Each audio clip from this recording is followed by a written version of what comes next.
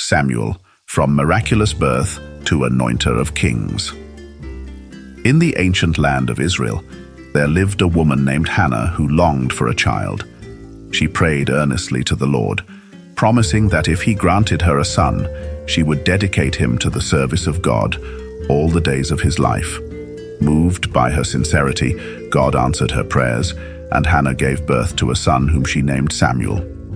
As promised, Hannah brought Samuel to the tabernacle when he was still a young child and entrusted him to the care of Eli, the priest. Samuel grew up in the house of the Lord, learning the ways of the priesthood and serving faithfully under Eli's guidance. Even from a young age, Samuel showed a remarkable devotion to God and a keen sensitivity to his voice. One night, as Samuel lay sleeping in the tabernacle, he heard a voice calling his name, Samuel. As Samuel hears the divine voice, his eyes widen with wonder and excitement. Startled, he jumps out of bed and dashes across the room to where Eli, the elderly priest, rests.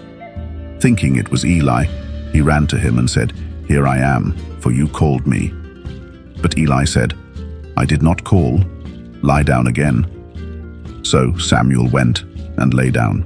Again, Samuel heard the voice calling him, and again he went to Eli. But once more, Eli told him that he had not called him.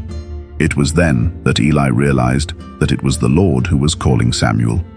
He instructed Samuel to go and lie down, and if he heard the voice again, to say, "Speak, Lord, for your servant is listening." So Samuel returned to his bed, and sure enough, the voice came again, calling, "Samuel, Samuel." With trembling anticipation, Samuel replied, "Speak, Lord, for your servant is listening."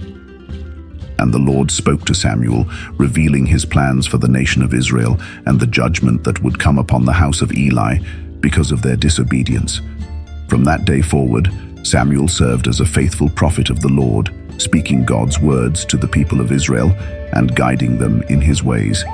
He became known throughout the land as a wise and righteous leader, and the people trusted in his judgment and counsel. As Samuel grew older, the people of Israel began to clamor for a king to rule over them, like the other nations around them. Samuel warned them of the dangers of having a human king, but they insisted on having one nonetheless. And so, Samuel sought out a man who would be a worthy king, one who would lead with integrity and righteousness. And that man was none other than David, the youngest son of Jesse, whom Samuel anointed with oil as the future king of Israel, chosen by God himself. And so Samuel's story goes from being a miracle baby to a divine messenger and the anointer of kings, teaching us all about faith, obedience, and how sometimes the most unexpected heroes can change the world. The end, or is it just the beginning of another adventure? As we conclude Samuel's remarkable journey, let's remember the valuable lessons he teaches us, the power of prayer, the importance of listening to God, and the potential for even the youngest among us to make a difference. Just like Samuel, each of us has a unique role to play in God's story. So let's keep our hearts open, our ears tuned to his voice, and our spirits ready to act in faith. Thank you for joining us on this adventure through Samuel's tale. Until next time, may we all continue to seek God's guidance and walk in his ways. Goodbye, and God bless.